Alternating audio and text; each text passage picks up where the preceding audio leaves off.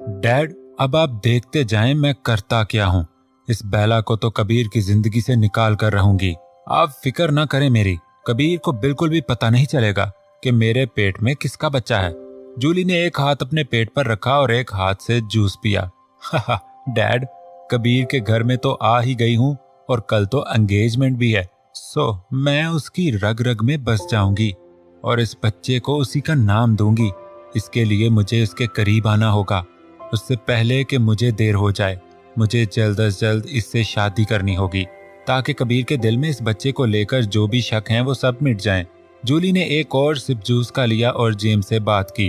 हा डैड, कबीर के डैड यानी कि अंकल को तो पूरा यकीन है कि ये बच्चा कबीर का है, क्योंकि उन्हीं ने तो उसे उस रात भेजा था। जूली ने जैसे ही बात करके लाउंज में नजर दौड़ाई तो कबीर अपने रूम में किसी डेकोरेशन मैनेजर को लेकर जा रहा था। ओके डैड, बाद में बात करती हूँ। जूली ने भागकर कबीर के पीछे से उसको हक कर लिया।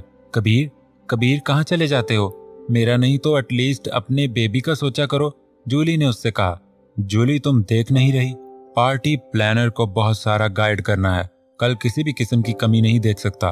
तुम जाओ रूम में रेस्ट करो, अपने बेबी से मैं बाद में मिलूंगा। जाओ शाबाश। कबीर ने झूठ बनाकर जूली से जान छुड़ाई और अपनी और बेला की स्पेशल नाइट के लिए प्लानर को रूम दिखाने चला गया। शाम को बेला जैसे ही अपने रूम में दाखिल हुई तो हर तरफ अंधेरा था, लेकिन वो तो लाइट बंद किए बगैर ही यूं नहीं गई थी। उसने लाइट ऑन की तो सामने एक सुर्ख रंग का लिफाफा था। उसे कबीर की बात याद आई, क्योंकि आज उसे कबीर के रूम में जाना था। कबीर ने आज साफ लफ्जों में कहा था कि वो उसके साथ कुछ कीमती वक्त गुजारना चाहता है, और पहले तो वो कहे बगैर इतना कुछ कर जाता है। आज पता नहीं उसके साथ क्या होने वाला था, लेकिन उसे इस बात की खुशी थी कि उस रात के बाद उसे हमेशा के लिए आज़ादी मिल जाएगी और फिर कभी भी कबीर के बारे में नहीं सोचेगी, बल्कि एक डरावना ख्वाब समझकर भुला देगी। आज कबीर का लकी डे है। उसने जिस चीज की ख्वाहिश की उसे वो देना अब बेला की मजबूरी थी, लेकिन कल से हर दिन बेला का लकी होगा। ये बातें सोचकर वो धीमे से मुस्कुरा दी और वो लिफाफा खोला जिसके अंदर एक चिट्ठी थी। बेला ने चिट्ठी खोली तो उस पर बारीक सी लिखाई में काफी सफाई से एक पैराग्राफ लिखा हुआ था। बेला के दिल ने पहली बार कबीर की तारीफ की थी। उसकी अपनी लिखाई भी अच्छी थी, लेकिन ऐसी अट्रैक्शन उसने किसी की लिखाई में नहीं देखी थी जैसे उसके शौहर की लिखाई थी। डियर परी, हाँ परी, आज से मैं तुम्हें परी ही कहने वाला हूँ, चाहे जितना मर्जी वबाल मचाओ, तुम्हारे मजाजी खुदा को कोई फर्क नहीं पड़ता है। मैं इसलिए परी बिल्कुल नहीं कहूंगा कि परीशे का निक नेम है, बल्कि इसलिए कहूंगा क्योंकि तुम हूबहू एक परी हो, बिल्कुल परियों जैसी, बिल्कुल एकदम परफेक्ट। और हाँ, अब तुम ये ना समझना कि परी हो तो तुम्हारे पर भी हैं, कहीं तुम उड़ ही ना जाना। लेकिन मुझे पूरा पूरा यकीन है मेरी परी मेरे जुनून, इश्क, मेरी बेहद चाहने के एहसास से तुम्हारे सारे पर भीग के इतने भारी हो जाएंगे कि तुम अपनी उड़ान ही भूल जाओगी। Lots of love from your Khanzada. Bela जैसे जैसे पढ़ती गई उसके दिल की धड़कन वैसे वैसे थमती गई। उसने फौरन लिफाफा अपने हाथ से छोड़ दिया, जो कि हवा की वजह से उथल पुथल हो गया, लेकिन उसे होश ही कहाँ था। कबीर मेरी मुश्किल और बढ़ा रहा है, लेकिन मैं कमजोर नहीं पड़ने वाली। मैंने जाना है तो बस जाना है। कहीं ये सब कुछ इसलिए तो नहीं कर रहा कि उसका बाप उसे बहका रहा है, या उसे मुझ पर किसी किस्म का शक है। पता नहीं उसके बाप ने क्या कहा होगा इसे मेरे बारे में। नहीं बेला, तूने कबीर के जज्बातों पर बिल्कुल ध्यान नहीं देना। तुम ऐसा समझो कि तुम्हारे सामने एक शर्त रखी है, एक डील है, जिसे आज रात कबीर के साथ गुजार कर तुमने पूरी करनी है। अगर तुम खुशी से पूरी करोगी तो आराम से कल पाकिस्तान रवाना हो जाओगी। हाँ बेला, हाँ। बेला ने अपना तर चेहरा दोनों हाथों से साफ करके इस साड़ी को लिफाफे से बाहर निकाला। जैसे ही बेला ने इस साड़ी को लहराया तो वो पूरी तरह फैल गई। हाफ ब्लाउज वाली साड़ी बिल्कुल इसी तरह थी जिस तरह उसने कबीर की माँ की पहनी थी। कबीर की माँ, हाँ, मतलब कि यानी वो कबीर की ही माँ है, जिनका मर्डर उन्हीं के शौहर यानी के जमशेद कबीर के डैड ने किया था। ओह गॉड, कबीर को अभी तक अपने बाप की सच्चाई नहीं पता। मैं जल्द ही पाकिस्तान जाऊंगी, लेकिन वो फाइल तो जमशेद अंकल के पास ही होगी। अगर एक दफा मुझे वो फाइल मिल जाए तो सारी सच्चाई मैं खुद कबीर को बताऊंगी। ये काम मुझे कल इस घर से निकलने से पहले ही करना होगा, जब सब पार्टी में बिजी होंगे। हाँ, बेला की नजरें इस साड़ी पर गड़ी थीं, लेकिन उसका ध्यान कहीं और ही था। उसने दोबारा से साड़ी को देखा। बारीक कपड़े की बनी वो साड़ी जिस पर खूबसूरती और महारत से काम था, बारीक और नफीस, बिलाशुबा कबीर खानजादा की पसंद कमाल की थी, लेकिन थोड़ी सी बेहुदा थी, शायद पेरिस में रहने की वजह से। बेला ने सोचा और अपना ब्लाउज लेकर वॉशरूम में घुस गई। वॉशरूम में जाकर उसने डोरी बांधने की कोशिश की, लेकिन उसका हाथ ही न पहुंचा। कबीर ने जानबूझकर साड़ी पहनने का कहा है ताकि मुझे तो पहनने नहीं आती और वो मुझे पहनाने का शर्फ ले सके। बेला ने तंग आकर ब्लाउज को ऐसे ही छोड़ दिया और बाहर आ गई। इस हाफ ब्लाउज में उसका दूधिया जिस्म एकदम जच रहा था। उसने जैसे ही खुद को शीशे में देखा तो एकदम हैरान रह गई, क्योंकि उसकी कमर की ना तो डोरी बंद थी और ना ही उससे हुक लगाए गए थे। वो इस हालत में कबीर के पास कैसे जाएगी, यही सोच के शर्मा गई और साड़ी पहनने की कोशिश करने लगी। अपने पेट के नीचे से उसने कपड़े को लपेटना शुरू किया, लेकिन उसे साड़ी की प्लेट्स बनाने ना आई। उसे ख्याल आया कि कबीर की माँ की साड़ी भी तो इसने खुद ही पहनी थी। ओह, लेकिन उसकी प्लेट्स तो पहले की बनी थी, शायद इसलिए ही वो पहन भी गई थी। बेला ने आखिरकार थक कर साड़ी को ऐसे ही लपेट लिया और अब मेकअप की तरफ आई। कबीर को किसी भी किस्म का शक नहीं होना चाहिए। ऐसा तैयार होंगी कि उसे मेरा मूड बिल्कुल अच्छा लगेगा, जैसे मैंने सब कुछ भुला दिया। यही सोचकर बेला ने मैरून शेड ही लिपस्टिक अपने होठों पर जड़ दी। थोड़ी देर बाद खुद को फाइनल टच देकर एक काले रंग की चादर अपने ऊपर कर ली, जिससे उसकी कमर कवर हो गई थी। कबीर ने सामने शीशे से अपनी खूबसूरती का एक और जायजा लिया। वाइट शर्ट जिस पर ब्लैक बटन थे, उसके ऊपर ब्लैक कोट, नीचे ब्लैक ही पैंट। उस 3 पीस में वो किसी रियासत का शहजादा ही लग रहा था। मशहूर कंपनी से मंगवाए हुए परफ्यूम में से एक निकाल कर अपने ऊपर उसका छिड़काव किया। सारा कमरा सजावट के साथ साथ उसकी महक से भी मुअत्तर हो चुका था। आज कबीर तुम्हारी किस्मत का फैसला होगा। बेला ने तुम पर यकीन कर लिया तो आज वो तुम्हारे लिए तुम्हारे साथ जरूर होगी। और अगर आज उसका मूड ना सही हुआ, मेरी इतनी चाहत, इतने मान, कबीर खानजादा के जज्बात जो उसने कभी किसी के सामने नहीं रखे, इन सब के बगैर भी तो आज वो बेला मेरी ही दुश्मन होगी।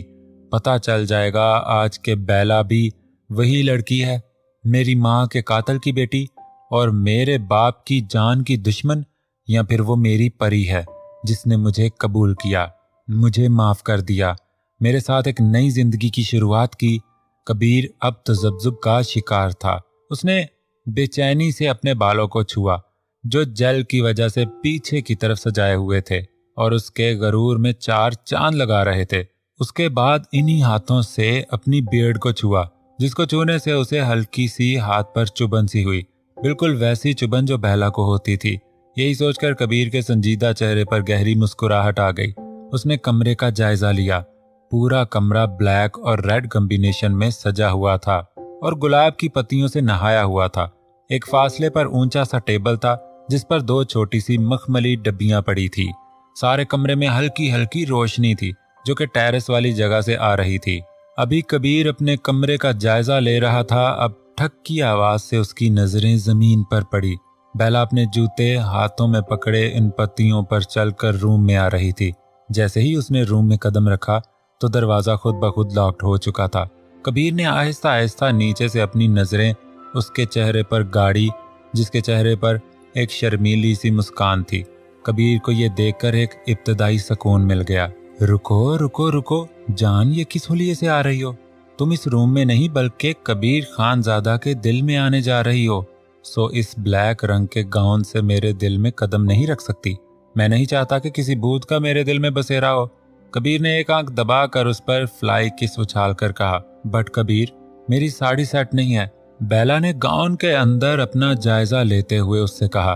ओ गॉड बेला, मैं कर दूंगा set, you just remove your gown, Kabir ने मुस्कुराकर उससे कहा। बेला ने गाउन को उतार कर जमीन पर गिरा दिया। उसकी पहनी हुई साड़ी उस हाफ ब्लाउज के नीचे लहंगे की शक्ल अख्तियार की हुई थी।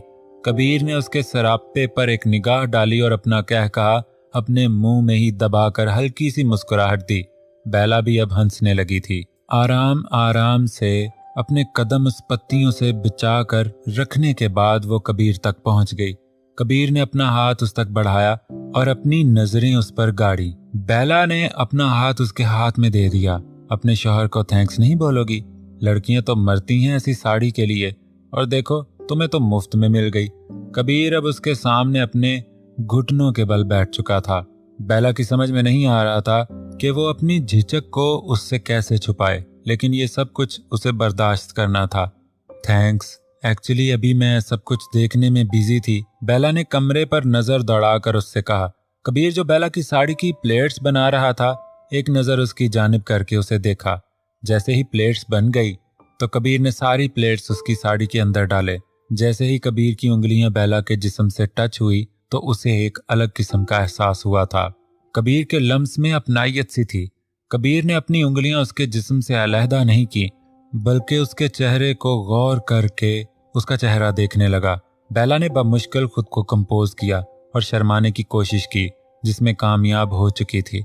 कबीर ने भी उसके रद्दे अमल पर अपनी उंगलियां बाहर निकाल लीं और साड़ी का एक पल्लू उसकी एक तरफ ले गया।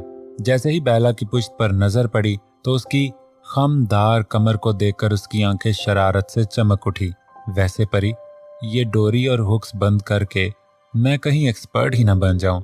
कबीर ने एक हाथ उसकी कमर पर ले जाकर हल्का सा छू कर कहा और दूसरे हाथ से पल्लू फिक्स किया। कबीर के हाथ चाल ने बेला को एक दफा फिर मुश्किल में डाल दिया था और अंदर ही अंदर वो कबीर को गाली गलोच करने लगी। उसे अच्छी तरह इल्म था कि कबीर उसका इम्तिहान ले रहा है। वो कुछ ऐसा करना चाहता है जिससे बेला अपने अंदर की असलियत उसके सामने खोल दे। तो आप शौहर हैं मेरे, अगर आप कर भी दें तो क्या हर्ज है? इसमें बेला ने शर्माने की एक्टिंग करके नीचे नजरें गाड़ कर कहा और दिल में उसका दिल चाहा कि एक घूंसा उसे जड़ दे।